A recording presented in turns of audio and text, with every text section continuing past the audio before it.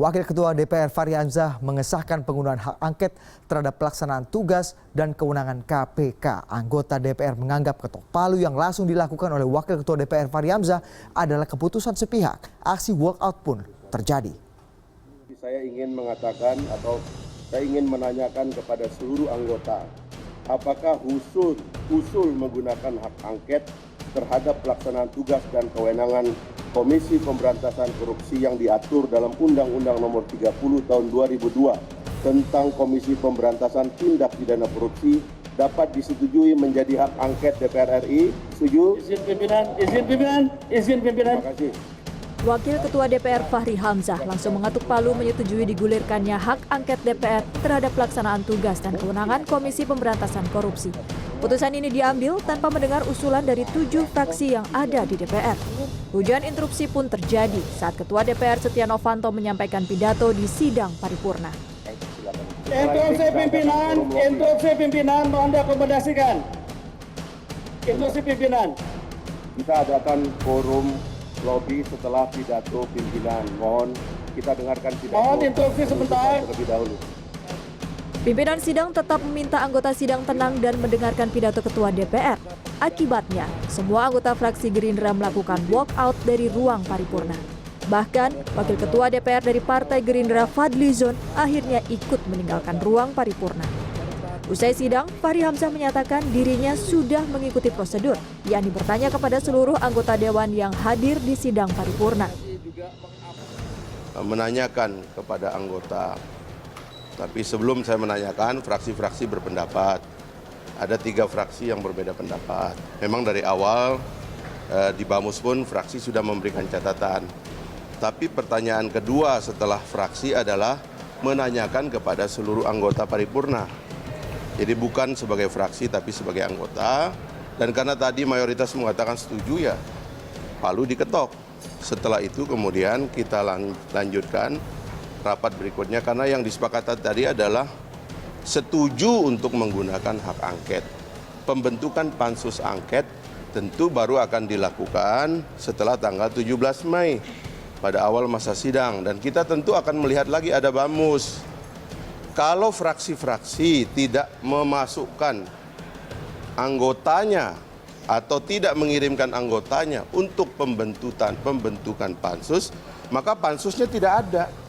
Meskipun DPR telah setuju untuk menggunakan hak konstitusionalnya untuk melakukan penyelidikan. Hak angket diusulkan DPR karena sebelumnya KPK menolak membuka materi pemeriksaan salah satu anggota DPR yang sedang tersangkut kasus korupsi KTP elektronik. 3 fraksi, yakni fraksi Demokrat, Partai Kebangkitan Bangsa, dan Gerindra menyatakan menolak hak angket. Desi Nugrani, CNN Indonesia.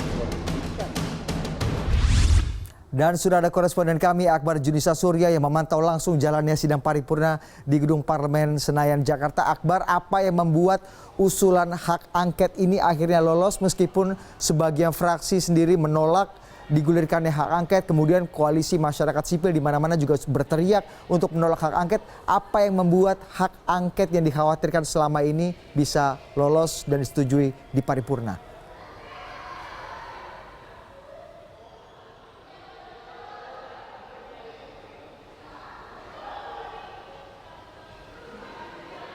Akbar, Anda bisa mendengar suara saya?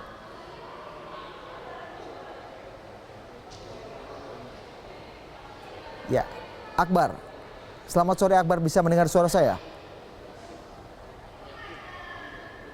Nampaknya kami mengalami... Ya, selamat sore Baik. Budi. Hak angket KPK yang diusulkan oleh Komisi 3 DPR akhirnya hari ini dalam sidang paripurna disahkan setelah dibacakan sebelumnya dalam paripurna sebelumnya dan sudah melalui rapat Badan Musyawarah DPR. Dan memang ironi ketika hampir mayoritas fraksi yang ada di DPR ini menunjukkan penolakannya. Kita tahu hari ini ada fraksi Golkar, PKS, Gerindra, Demokrat yang akhirnya menolak usulan hak angket KPK tersebut. Namun pimpinan DPR tetap mengesahkan usulan hak angket terhadap KPK tersebut yang diusulkan oleh 25 anggota dari Komisi 3 DPR.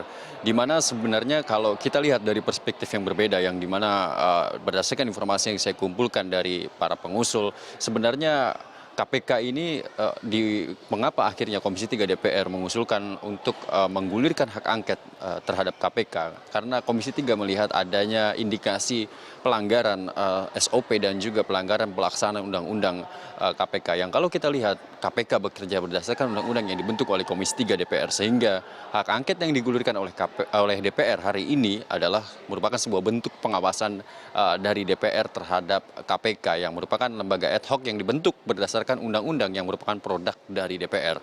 Namun tidak ada niat sedikit pun dari DPR untuk melemahkan KPK. Kalau kita lihat lagi lebih jauh, sebenarnya KPK ini bekerja memang sebagai institusi ataupun lembaga yang bertugas untuk menegakkan hukum, terutama untuk kasus-kasus korupsi. Dan inilah mengapa akhirnya DPR melakukan pengawasan terhadap KPK, karena DPR sendiri tidak ingin KPK bekerja tanpa ada yang mengawasi ataupun bekerja di luar dengan kewenangan yang sudah diatur oleh DPR dalam bentuk undang-undang terhadap KPK tersebut. Dan inilah sebenarnya niat awal dari DPR ataupun Komisi 3 ketika menggulirkan hak angket terhadap KPK terkait dengan dugaan penyebutan nama dalam BAP Miriam S. Haryani. Kita tahu ada 6 nama Komisi 3 DPR yang saat itu disebut oleh Novel Baswedan dalam ranah persidangan yang diduga menekan Miriam S. Haryani untuk mencabut BAP-nya. Inilah yang sebenarnya dimintakan konfirmasi dari Komisi 3 DPR kepada KPK untuk memberikan klarifikasi. Karena kalau kita lihat saat ini, kalau kita lihat lebih jauh lagi, KPK ketika menyebut nama tersebut dalam ranah persidangan tanpa memberikan ruang ataupun melakukan klarifikasi terlebih dahulu kepada ke-6 nama Komisi 3 DPR tersebut, tentu ini akan menjadi sebuah citra yang buruk kepada 6 nama tersebut, terutama nama-nama yang dari Komisi 3 yang disebut dalam ranah persidangan tersebut. Inilah yang sangat disayangkan oleh Komisi 3 DPR ketika KPK menyebut nama tersebut dalam persidangan tanpa melakukan klarifikasi terlebih dahulu kepada mereka. Apakah benar mereka melakukan hal tersebut atau tidak? Inilah alasan-alasan yang menjadi pintu masuk ketika Komisi 3 DPR menggulirkan hak angket terhadap KPK. Kemana ujungnya hak angket KPK ini nanti akan berakhir? Tentu bila hak angket ini sudah berjalan, nantinya akan dibentuk pansus angket KPK dan akan melakukan penyelidikan terhadap kinerja KPK, di mana ada 5 poin yang diduga dilanggar oleh KPK. Dan ini nantinya ketika DPR meminta KPK untuk membuktikan rekaman tersebut dan KPK tetap menolak. Kita tahu saat ini KPK masih bersikukuh untuk menolak membuka rekaman tersebut. DPR bisa saja membawa angket tersebut ke dalam persidangan dan memerintahkan persidangan untuk pada akhirnya memerintahkan KPK membuka rekaman tersebut. Namun bila hal ini sampai terjadi, tentu ini akan menjadi presiden buruk bagi DPR dan juga KPK, Budi.